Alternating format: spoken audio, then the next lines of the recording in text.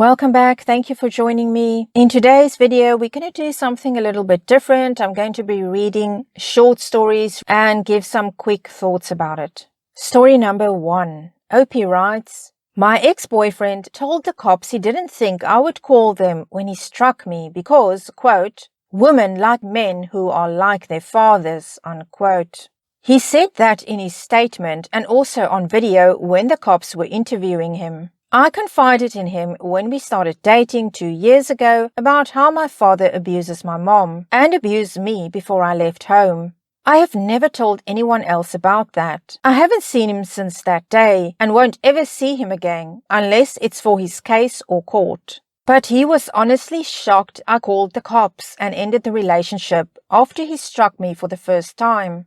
I'm healed now, but it was hard enough to break my rib. Ever since I found that out, I can't stop thinking about it. Thank you for listening and letting me get that out. Opie, I'm sorry that happened to you. And you say you can't stop thinking about it, and I can understand. For a while, you're going to be thinking about this a lot. But eventually, it will fade away because you made the right choice. You broke the cycle. You don't want a man like your father. And as for your ex, well, too bad. Let him face the consequences and good on you. Move on with your life. Story 2.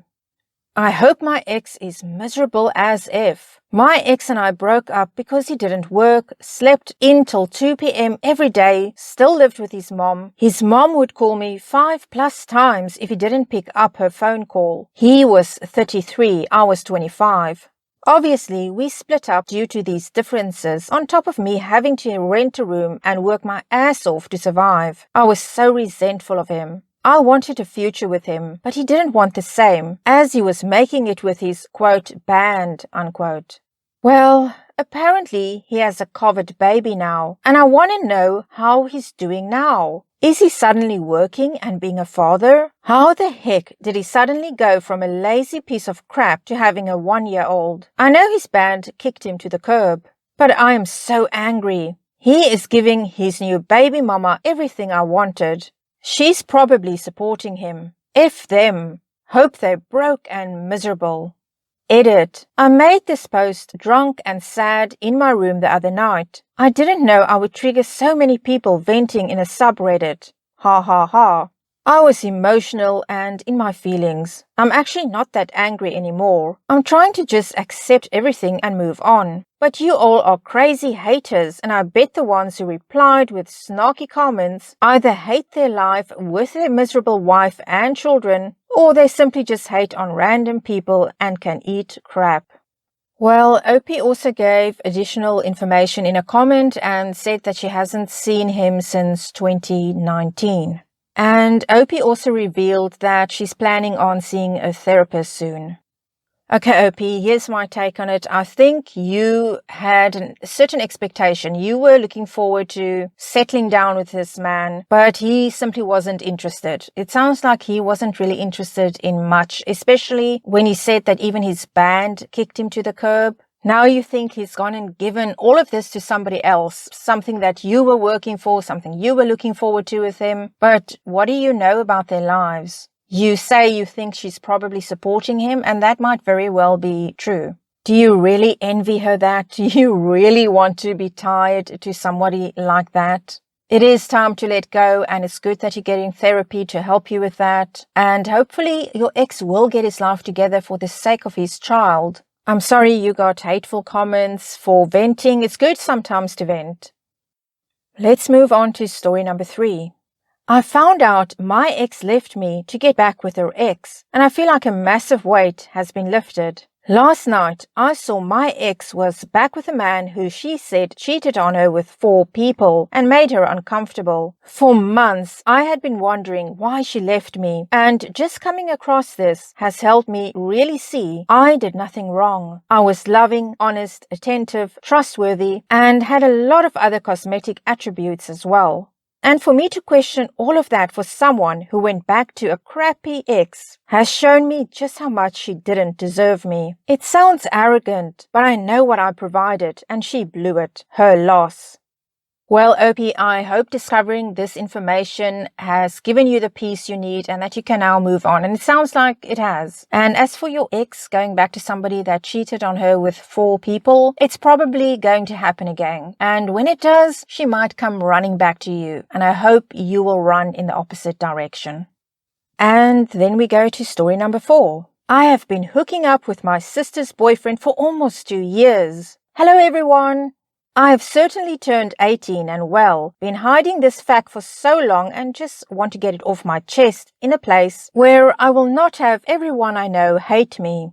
For a little backstory, my sister, we can call her Violet, was 17 when she started to date Oliver, her boyfriend, who was 20. At this time, I was 15 and honestly got along with Oliver really well. I looked up to him, and I would be lying if I said that I wasn't kind of attracted to him. Anyway, time passed and he seemed to be hanging around a lot of the time, even when Violet wasn't around, which left us alone a lot of the time, and things just seemed to happen. The first time, and I do mean the first time, LOL, was when I was 16 and he was 21. I feel guilty about the whole thing, but at the same time, I can't say I didn't love every second with him. So yeah, the end, I guess. They are engaged now, and I just don't know. Thanks for reading. Okay, OP, you were 16, he was 21, your sister's boyfriend, now fiancé, and you sound proud of it. Your second choice, he's with your sister. Unfortunately, I feel sorry for your sister. She has a rotten sister and a cheating fiancé. Eventually, the truth will come out, and as you say, you don't want everyone you know to hate you, but they will. So, good luck, Opie. Story number 5. Opie writes, ever since my boyfriend moved in, he has been getting more and more in the, quote, man of the house, unquote, mentality. My male standard poodle is a huge dog who has been living with me since before my boyfriend and gets a lot of attention. He is well trained, but he only listens to me. To others, he can be very aloof. He won't go up to you for pats or attention. He won't listen to you if you tell him to sit or lay down. If you walk him, he will pull in front. He won't heel for you or listen to commands such as stop, wait, check in, etc. like he does for me. I'm the only one he does that for. Before, it wasn't a problem because I lived with him alone, but it's making my boyfriend jealous. He gets home from work before me and he says he doesn't like how my poodle stares him down. So he kicks him outside until I get home. He doesn't like sharing the bed with him, so he will lock him up in the crate. At first it was fine because my dog is well behaved, but now it's going a bit too far. He gives commands like sit, and if my dog doesn't sit immediately, he will yell or even force a sit physically. My dog has started showing anxious behavior around my boyfriend, and when I brought it up, my boyfriend said he needs to learn who is in charge. It's like I'm watching a war between a delusional man and a baby. I keep trying to tell my boyfriend to stop, but he won't. So I let my dog lick his plates before I serve his food. I'll stop when he does. That's all. Okay, OP, there's a lot going on here, but none of it is the dog's fault. But unfortunately, your dog is the one suffering as a result of your behavior and your boyfriend's behavior. You both are guilty. Are you trying to train your dog to also listen to your boyfriend? And as for your boyfriend, why is he jealous of a dog? No matter how much you love this dog, it's still bizarre for a person to be jealous of a dog. So for the dog's sake, I hope that the two of you figure this out because it's really not fair to your dog. Story 6. Opie writes, I was a gifted child. Now I'm a burnt-out adult with depression and anxiety. I don't know what to do with my life anymore. Everything is just going downhill at this point. I just wanted to add a quick detail. I graduated college in flying colors. I recently got hired in a company with something I specialize in. The thing is, I still feel lost as if I don't know what the next step is. I've been having multiple breakdowns about my future and career. I know I achieved so much, but it just feels like it's never enough. And I have no idea how to adult, no matter what I do. Okay, Opie, doing well in college and being a gifted child, as you say, that doesn't equal being successful in the real world. The real world is very different from being intelligent, being book smart, being able to learn all those things and being talented or whatever. The real world is tough and it's tough for everybody. And I think, Opie, you have never failed before in your life. And now you feel that because things aren't going the way you thought they would go, you feel like a failure, but I don't think you are. You're just adapting to the real world. And OP, you have placed all this pressure on yourself and you can remove it. Only you can do that. Take some of the pressure off.